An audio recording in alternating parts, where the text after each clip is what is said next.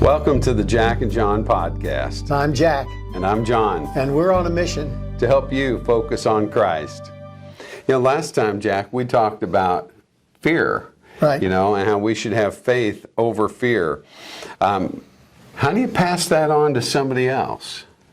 How do you pass along faith to someone in your life? Anybody? Yeah. Anybody.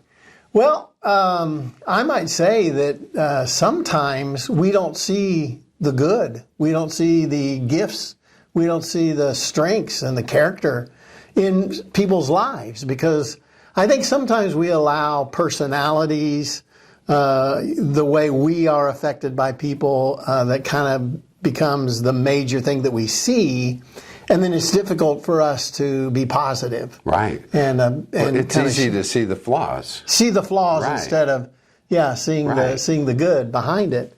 And I know in the Old Testament, fathers were known to at one particular point, at one particular time in their children's lives, what they would do is they would call a blessing on their life, or pass a blessing on to their children. I know that Esau and Jacob, that's a famous one of the blessing, that actually Jacob stole from Esau. But the effect of missing the blessing for Esau was immense. Jacob then turns around, and you can read it in the Old Testament, and gives a blessing, speaks a blessing to all 12 of his sons. And so I think we as Christian people, as all people, need to speak blessings into the people in our lives. Now, into their lives. When we speak a blessing to someone, what does that really mean? To see the potential, see the strength, see the qualities that are in every single individual, to see the gifts, to see the talent, to see the potential in every single human being. I don't care who they are, what they're like. They have these wonderful gifts because they're made in the image of God. And so see the image of God in them, and hone in on the strengths that they have, and speak those blessings to them, or speak the potential that's in that person's life. Boy, you're really cool. You're funny. You're so smart.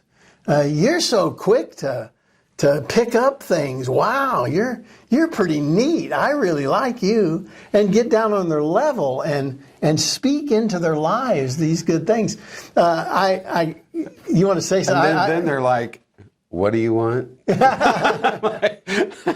Well, hopefully you'll be doing this genuinely from a sincere heart and humble. But my little girl is the apple of my eye. My little girl, she's my girl, Casey, and she was always lighthearted. I call her lighthearted because she always liked to laugh. She's too much like me, I'm afraid. She's a lot like her dad. And so she would always say something funny. Casey, I'm very thankful that you don't have your dad's looks. Oh, well, You're not like him in that respect. Like her mom. But my son, Jarrett, man, he came out of the womb reading. It's like at 4 years old, he could read like a fourth grader. He was just, and so I would see that. That was something that I could see. Did very well in school. Casey, she was the sparkle of the class. She was the sunshine of the class. She was the one that made the boys give her a kiss before they could go down the slide on the playground. True story. There you go. So this was my little girl. And so I just looked at her as being the apple of my eye, but she's probably not going to go to college and become a doctor or anything like that, right? So one day at church, we had this lady come to speak to our women's ministry. And she was staying in our home. And at breakfast the morning after the event, we were sitting around the table, and she looked at me and she said, "Boy, I tell you what, that child of yours is going to be amazing, do great things in this world." And I said, "Well, thank you. We think that Jarrett is really going to do great things too." She said, "No, I'm talking about Casey." I said, Casey, what great things is she going to do? She said, she's amazing. And when Doris Howard said that about Casey, it changed my way of looking at my little girl. I still saw the lighthearted, beautiful light of my life, but I began to see these abilities and these talents within her that I'd never seen before, and to begin to speak positively about those things. Today, she excels in business, with her friends, with her family in so many ways, as does my son, because he's still as smart as a whip and can do anything he sets his mind to do, has a beautiful family, wonderful 4 boys. I'm so proud of my children. But one of the things that I tried to do was to speak a blessing into their life, was to touch them with a meaningful touch, was to encourage them to say things, to speak to their future and the potential that was in their lives. And that's what I'm talking about, that every one of you can do today to the people that God has placed in your life. See their potential and speak a blessing to them every day. What would it be like if, as your child was leaving for school, you're wonderful. I can't imagine what great things you're going to do today. Have a great day, instead of, hurry up, get out the door. You better not talk. You better not get in trouble today, or I'm going to get in just as much trouble when you get home. Instead of that, speak the positive, as you've done with your children, right? Well, I think mostly, but we have our moments where I'm sure my kids would disagree with that. But no, I love my kids. Yesterday somebody posted a thing. It was actually one of my favorite authors. She said, tell me, what's your favorite vacation, And I put down my favorite vacation is anywhere with all my kids, because it doesn't matter where we go. In fact, I let them choose for the most part because we like to bird. We go birding, and they'll pick the place based on what season is it and what birds are we going to see there, and I want to see the trogon, and or whatever it is, and so they're a blessing to me in that respect, and I hope that I'm a blessing to my kids. I tell you, another thing that comes to my mind when we talk about blessing, Jack, is I remember this September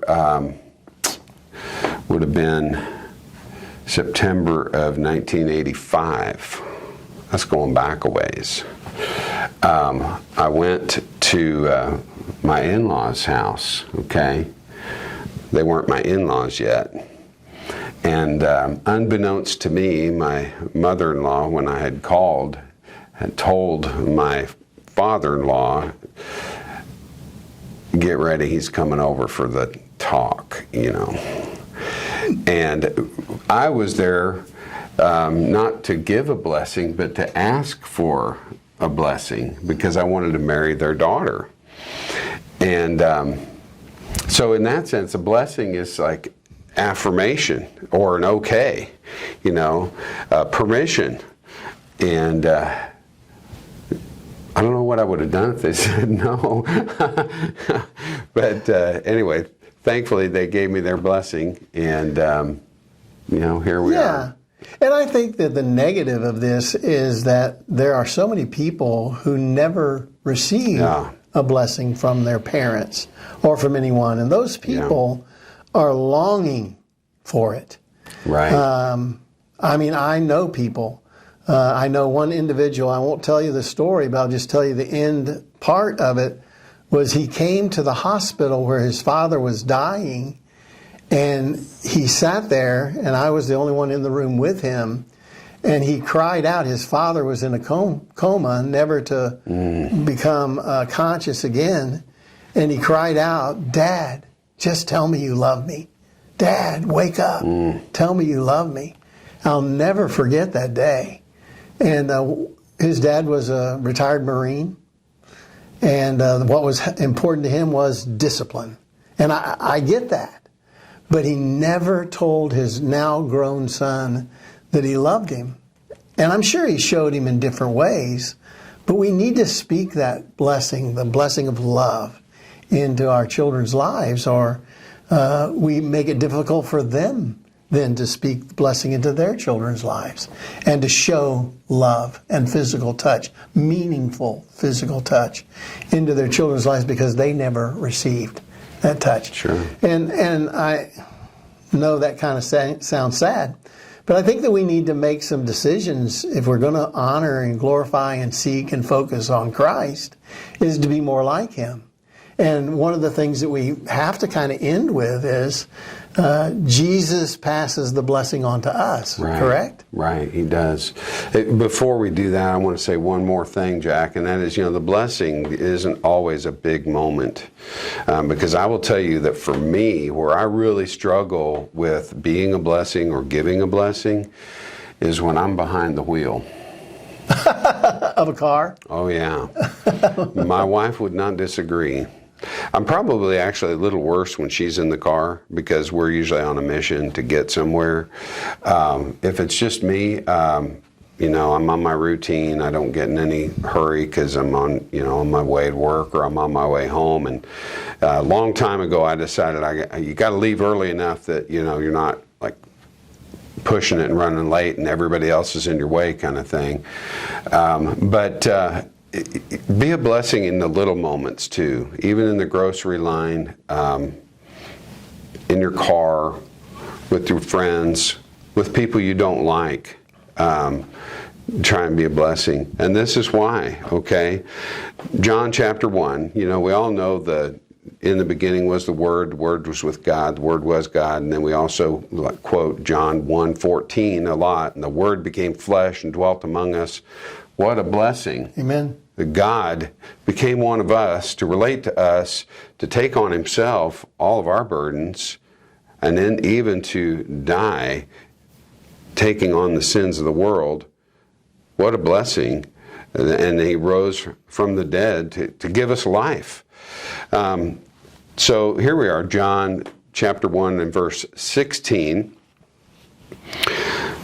From the fullness of His grace, we have all received one blessing after another. And it's so appropriate that follows right after the Word became flesh, because what greater blessing is there than God sending His own Son for us? Now I'm going to say something unpopular.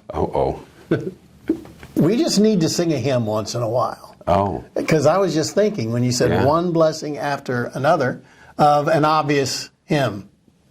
Count your blessings. Blessings. Yeah. It says, when upon life's billows you're tempest tossed, and you think that all is lost, count your many blessings, name them one by one, and it will surprise you what the Lord has done. Yeah. The song says, instead of focusing on the tempest, focus on the blessings, because in the midst of the tempest, there is a blessing that comes, and we can count those blessings. It surprises us what God has done in our lives and how He's blessed us, and maybe it'll start making us a little more positive instead of focusing on the negative and being sad and down and out. Put a smile on your face, right? When you count those blessings, I think it becomes easier to be a blessing, to others. So, thanks for listening. We always welcome you. We welcome your comments. Hit us up at connect@jackandjohnpodcast.com. Share us with your friends. We love you guys. Thank you. Love you. Bye.